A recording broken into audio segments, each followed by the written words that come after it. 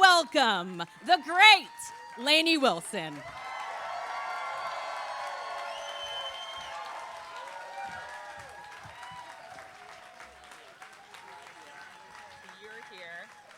Oh, my goodness. Look at this. I'm Look so at this. excited. I am so excited. Thank y'all so Amazing. much for being here, and thank you for being here. Oh, it is my honor. You're one of my favorite people to talk to. You know that. Thank you. You know that. How y'all doing? Woo! What a beautiful night. So I, this past Saturday, had the great gift of being at the Greek Theater and seeing Lainey Wilson do her thing. Was anyone else there? How amazing was she? Right? Right?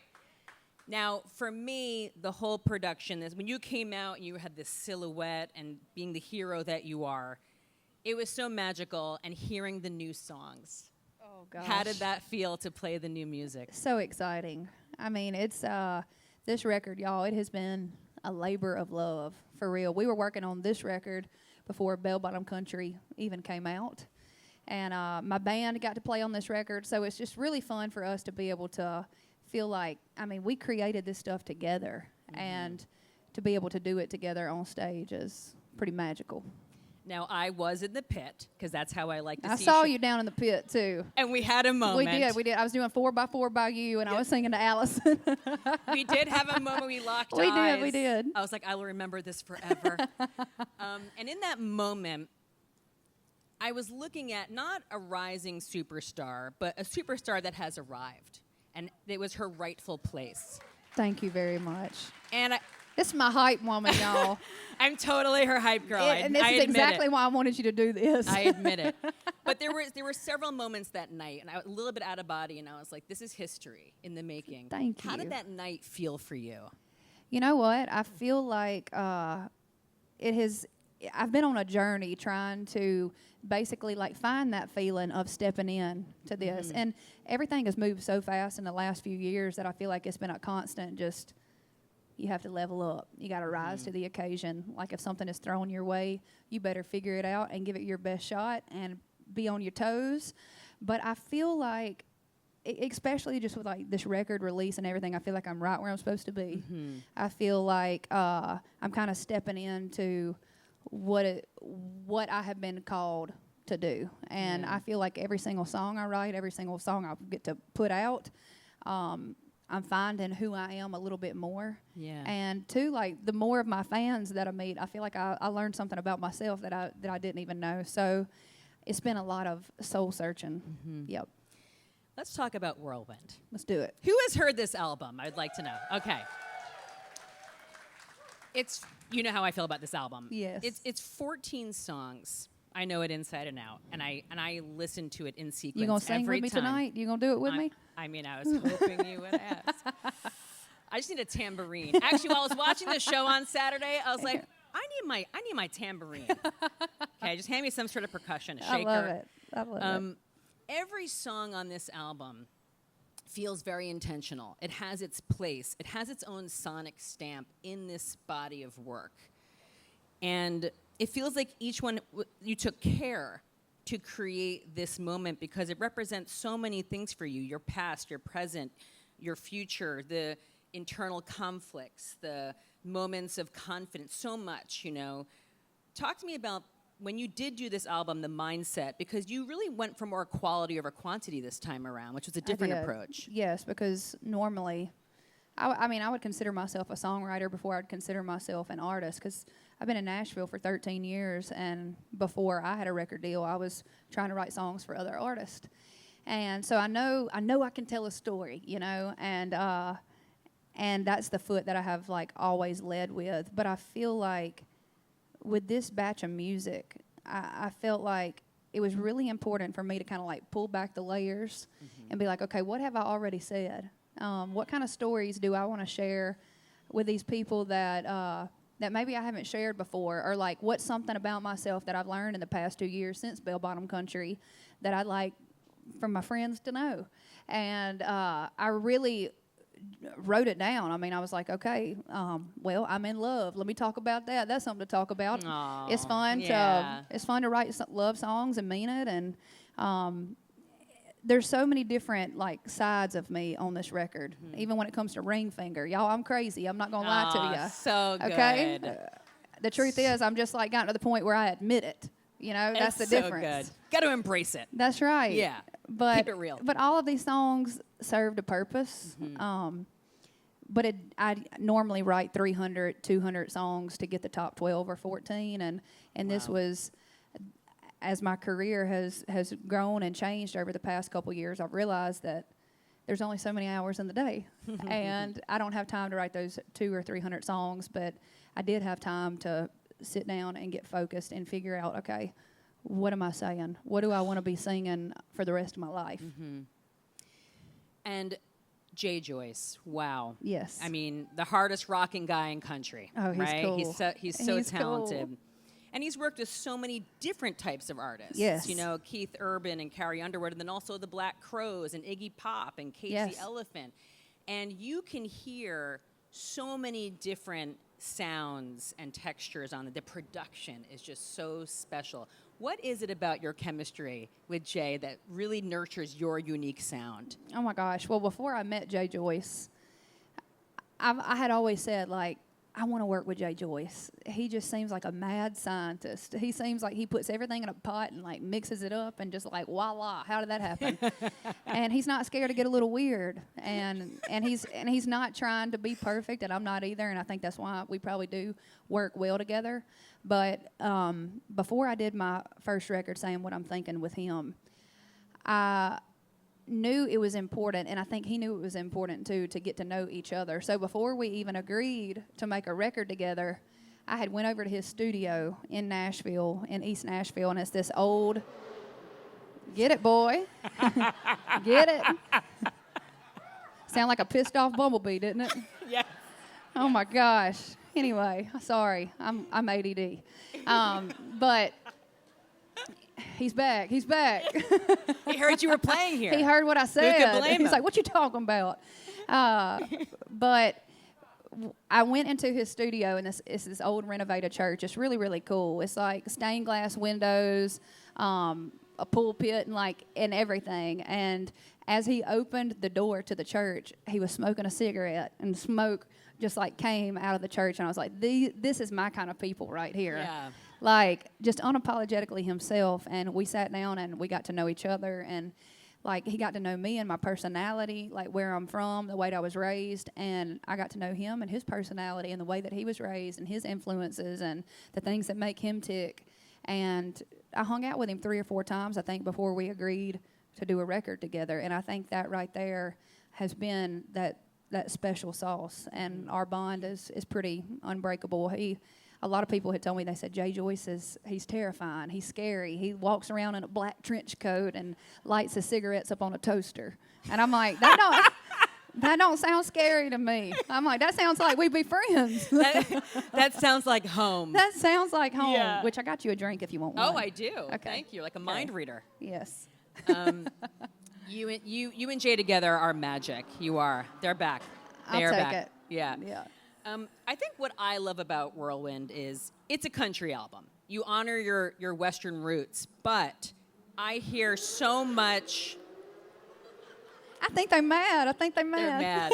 There's rock and roll. Yes. There's funk. There's soul.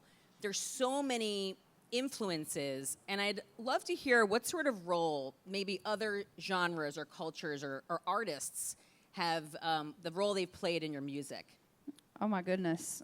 Well, I'm influenced by a little bit of everything. I will tell you that, like, where I grew up in Northeast Louisiana, I'm from a town of 180 people, a little town called Baskin. And if you ever go down there, you better slow down because it's a speed trap. It's so funny because I'm on a tangent, but I got my first ticket when I was 15 years old, and here in a couple months they're gonna name the highway after me. I'm like, man, I tell you what comes around goes around. You know what? That's rock and roll. That's I love rock and that. roll. That's super rock and roll. But anyway, what did you ask me? Well, what I was asking was what role is other genres Okay, or how did sounds? we get onto that? Yeah. So being from Baskin, I mean, country music is life. It is. You eat, sleep, and breathe it. Like, you hear the voices on the radio. You feel like you know them. You feel like it's like Uncle Randy Travis and Aunt Trisha Yearwood, and you know, it feels like these people are like telling your story. And I used to sit around the kitchen table with my family, and I think where I got kind of bit by the storytelling bug is we would listen to these same old stories for years that my parents would tell, and somehow every single time they tell these stories they get better, and you would hear them from a different angle than you did before, and maybe they would make you laugh and then cry the next time, and then it made me feel something. So those things kind of mixed together, like that storytelling is what made me want to tell a story. But when the sun went down, we had the Rolling Stones cranked up, you know. Like when I was riding like back and forth to dance rehearsal, because I used to do jazz, tap, and ballet. Same here. You did? Same here.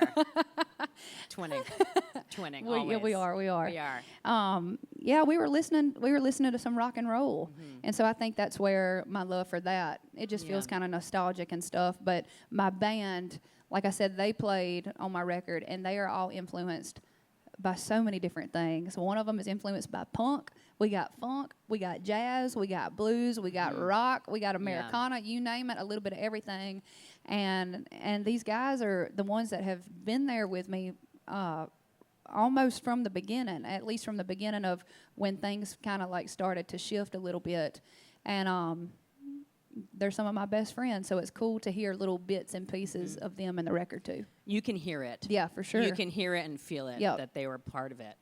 All right, let's talk about some of the music. Let's do it. So the current single, fastest growing to date, Hang Tight Honey. A perfect example that it's country, it's funk, it's rock and roll, soul, a little bit of everything. Let's talk about that song. Tell me about that. Where'd it come about? How'd it come about? Oh my gosh.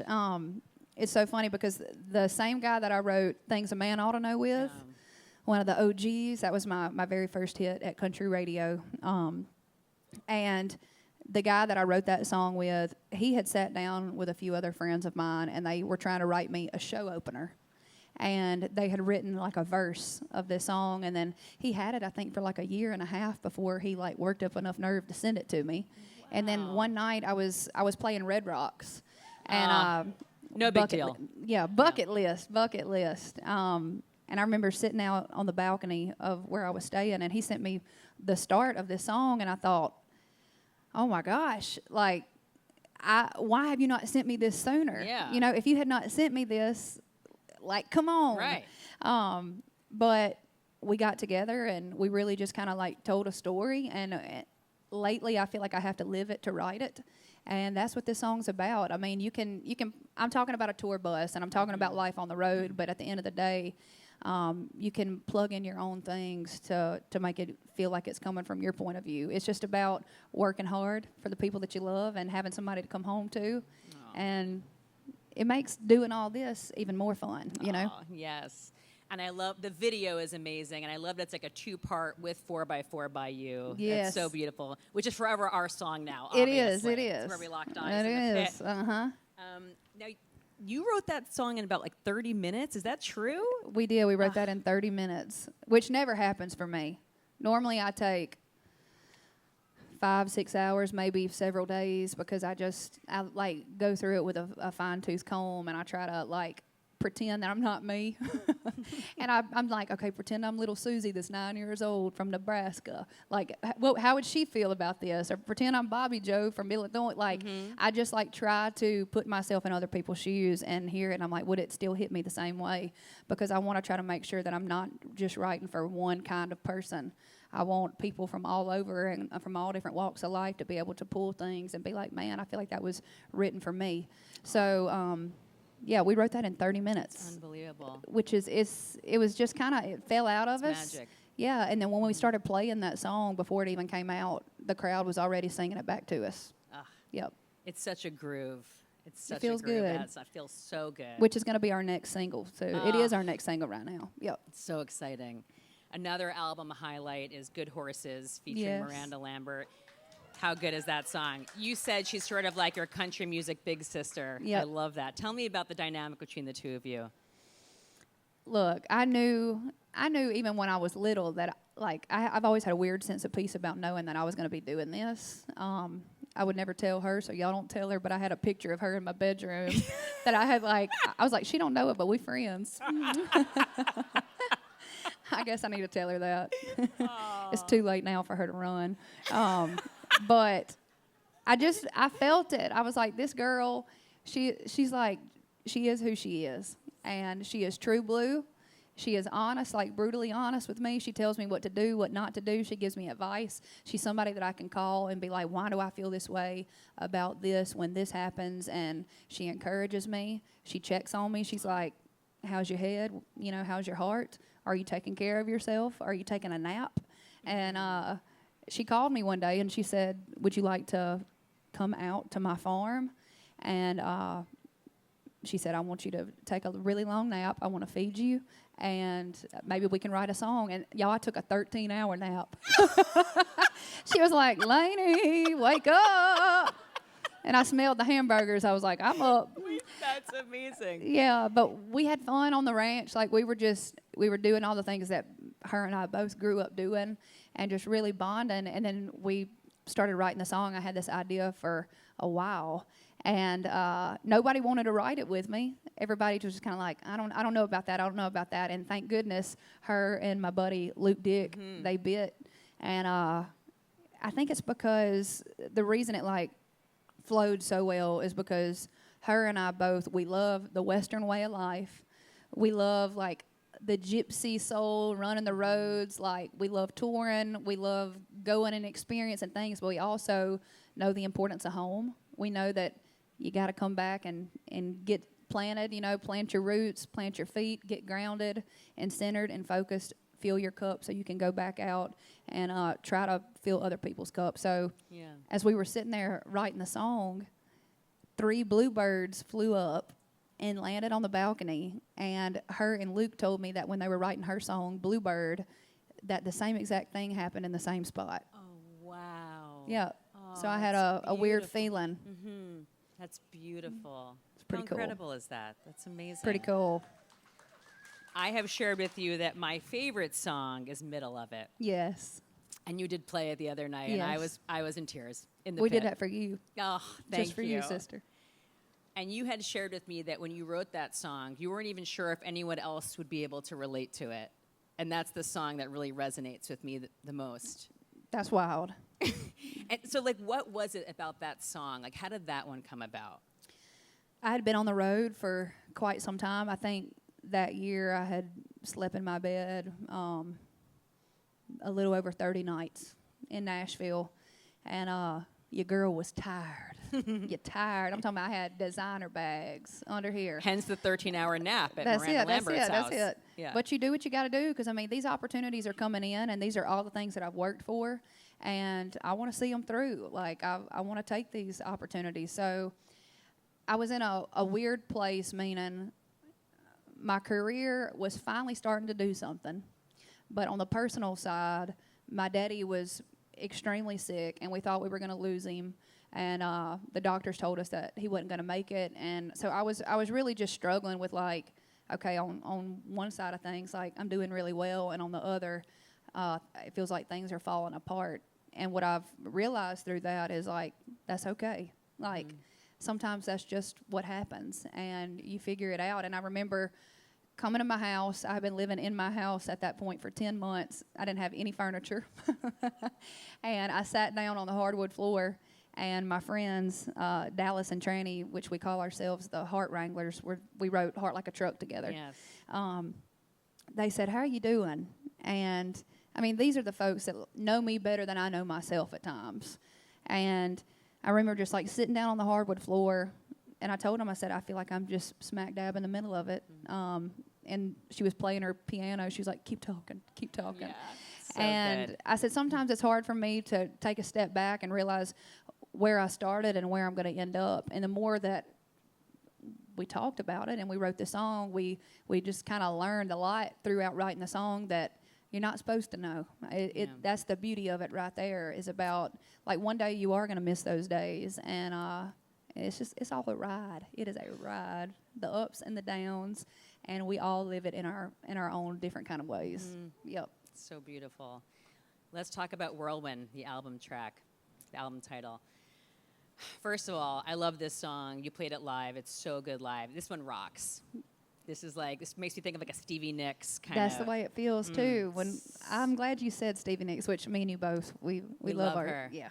And I'm We love putting our it out Stevie there. Nicks. Can you imagine a Stevie Nicks Lainey Wilson collaboration? Oh, I like that. I'm just gonna keep saying it because I want that to happen so much, but it would be beautiful. I like it. Yes, this song right here I also wrote with the Heart Wranglers, and it just felt very kind of Western leaning. When we were writing it, we wrote it with just an acoustic guitar. And truthfully, I kind of thought when we got in the studio, it was going to be more of a kind of rootsy feeling. Yeah. And then, of course, we get in there and Jay Joyce just does his thing. And he's like, watch this, you know. And I'm along for the ride because I decided a long time ago that, like, I have my manager is my manager for a reason. My tour manager is my tour manager for a reason. All these people are in their positions for a reason, and I have to trust them to do their job, unless it's something that completely goes against, you know, who I am and what I stand for. I have to trust them, and because why in the world did you decide to work with them in the first place? And so the same thing goes with Jay Joyce. I know that he takes liberties, and I'm like, why not? I mean, at the end of the day, I'd rather us try something a little different, maybe a little weird, and then have to dial it back instead of never getting to a place where, I don't know, like, I don't want to feel like it's been done a million times, you know? Right. Your whole album feels fresh, so mission accomplished. Thank you. Talking about Whirlwind, you know, you've said it's sort of a push and pull between, you know, putting your roots down and also embracing freedom. Is this something you have to navigate on a daily basis? Like, how are you sort of getting through this? Ooh. Yeah. I can tell y'all the truth, right? Yeah. No, I'm playing. I am getting through it, and I'm enjoying it. I'm not gonna lie. Last year really whooped my butt. Mm-hmm. It whooped my butt because there were so many incredible things happening, and it was like not much time to celebrate. It was like on to the next thing. Get ready, be prepared, like do it again. Mm-hmm. But this year, just like we were talking about, just kind of like finding yourself along the way and kind of stepping into whatever it was you were called to do. I feel like I'm doing that. I'm kind of like relaxing a little bit more and just making sure to zoom out and be aware of everything that's happening. And with a whirlwind, there's lots of ups, there's lots of downs, but you got to focus on the eye of the storm. I mean, that's where the peace is. And when I was writing these songs, when I was in the studio working on these songs with my band, these are the things right here. These are the songs that helped me navigate the last couple years of my life. They brought me home during a time of my life where I was nowhere near home. And so for me, I'm really holding on to the things that made me feel like Lainey, the sister, the friend, the daughter, the dog mama, the girlfriend, so I can be the best version of the artist that I'd like to be. Wow. In addition to Whirlwind, Out of Oklahoma for the Twisters soundtrack, an incredible song. I mean, this soundtrack could be one of the biggest of the year, and also this is the first soundtrack from a blockbuster with all original country music since 1980. That's wild. Isn't that crazy? Urban Cowboy, 1980. That's wild. That's wild. So this is a historic soundtrack that you are a huge part of. Yep. How does that feel to be part of this? And it really is sort of a nod to how big country music really is in the mainstream. It's huge, y'all, and I don't see it slowing down anytime soon.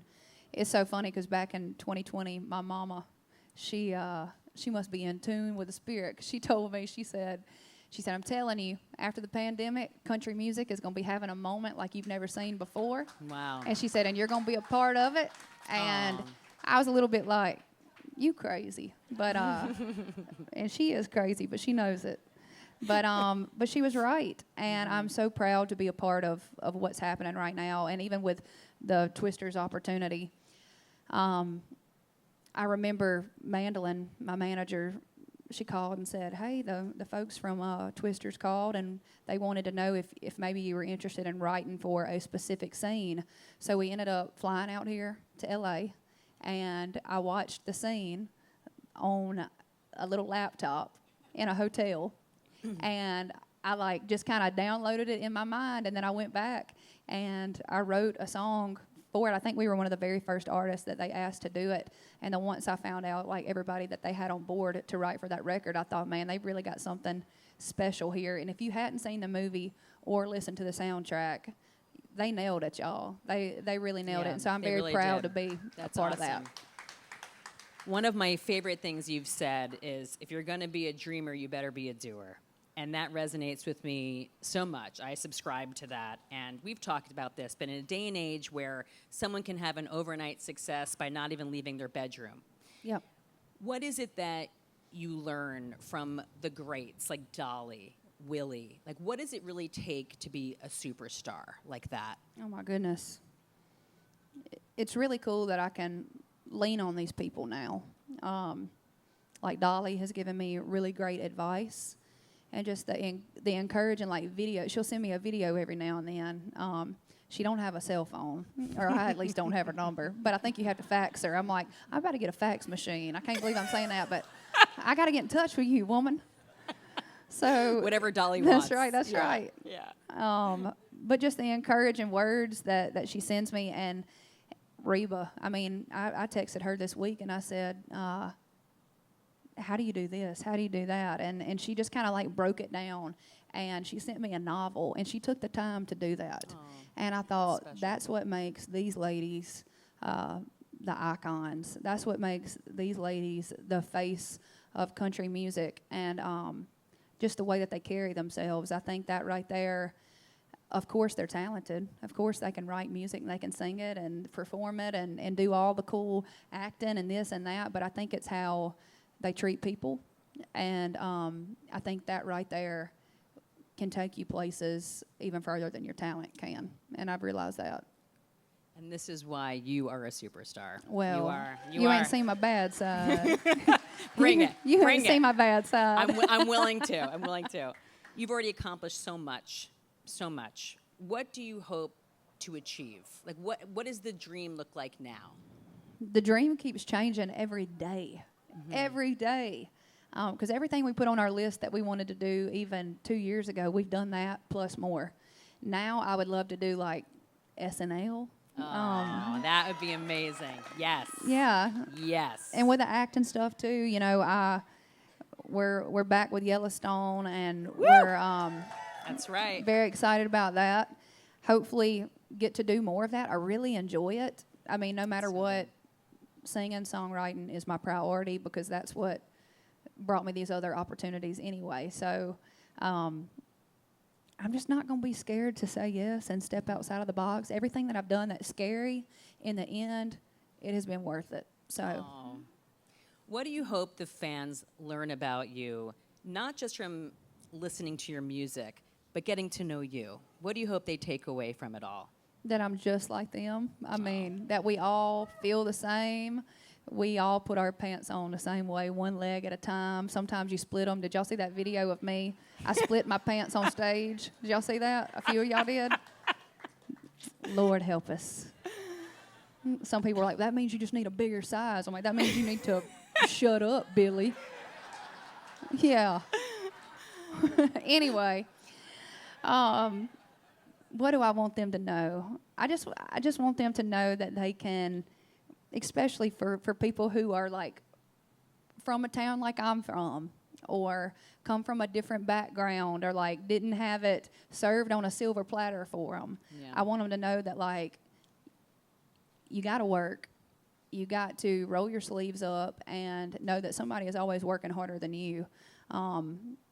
Be kind, work hard, treat people well, and I think that's it. I think it's pretty simple. Lainey Wilson is everything that's right in the world. Can we agree? What a special, not just talent. Thank you, sister. Individual and superstar. Can we agree? Thank you. Lainey, thank you. Oh, my gosh. Do we have time for Q&A? Are we going to do a couple of questions? Let's do it. Let's do it. Let's keep the questions to music if we can. Okay? All right, right here. It's an honor and privilege to be here with you tonight. So thank you. Back at you. Both me and my wife had a question for you. So she heard that you're doing a duet maybe with Cody Johnson. I hope so. So it's kind of in the rumors, but we've heard a lot of your duets, and we wanted to know what maybe your favorite one was, I like or the that. most special, I love that. the one that was That's the most to your heart. Oh, wow. You know what? I got to be a part of the Judd tribute record, and I got to sing Mama, He's Crazy with Dolly. So that right there, when I heard it back, I was like, whoo, I cannot believe that my voice is up next to hers. She has just taught me so much. But the whole Cody Johnson thing, I didn't even know that. I'm like, that's the rumor? I'm going to be doing Jackson? Oh, I better call him. You heard it Cody here signed first. me up for stuff I didn't even know about. That's amazing. I like it. All right, right here. Hey. Thank you so much. Thank you. Hi, my question is, Heart Like a Truck. Yes. You could sing it 1,000 times, but every time it sounds so sincere. How do you do that? It just brings me. Thank you. Thank you. I definitely try to mean it every single time I do it. And, I mean, I won't lie to you. There's days and nights when I don't feel good. Maybe I'm sick. And I have to get up there and just still give it 190%. But even those days, I have to, like, muster up the courage. And in that moment, I'm like, you got a heart like a truck. You better just give it all you got right here. And so Jenny Seeley told me a long time ago at the Grand Ole Opry, she told me, she said, when you walk out there, remember that this actually has nothing to do with you. And it's got everything to do with everybody else. They came there to feel something. So make them feel something. Yep. So I Wow. try to remember that. That's amazing. Thank you. Okay, right here. Hi. Hey. So one of the questions that I had was, I'm curious about your writing style. When you found out you first started writing something that was really for you to perform for yourself, what song was that? And that you felt like your heart was really in it? Yeah. I think it was, okay, so let's back it up. My music director, my band director that's around here, Aslan Freeman, he is my ride or die. We've been working together about 9 years. But before I had a record deal, he produced my very first like self-titled EP. And I think that was back in 2018. And there was a song on there called Working Overtime. And the idea came from when I was 16 years old, driving my truck around. I had this little keychain that said, "My angels are working overtime." And I always think back to things that my parents said or like things from my childhood. And sometimes those are the things that inspire me to write certain music. But Aslan, he helped me like kind of find that thing, whatever it was. Like I knew as a female in the business that you couldn't just write decent music and record decent songs. Like you have to do something that kind of makes you a little bit different. And that might mean people love it or people hate it. But I was willing to go there because I could not, I'm telling you, I would walk down Music Row and knock on people's doors just trying to get any opportunity I could. And I had doors slammed in my face, but that felt the most me. It felt the most real and authentic. And I felt like, well, you know what? At least 30 years down the road, I'll be able to look back and be like, well, I never was anything that I truly wasn't, you know. I think that's good advice for all of us, to be you, unapologetically you. That's I it. love that. That's it. Lainey Wilson, everyone. Don't go anywhere. Lainey is going to get ready for her amazing performance, get a drink, hang around, Yep. say hi to me. But let's give a round of applause. Oh, thank you so much, y'all. Thank you. Thank y'all for being here.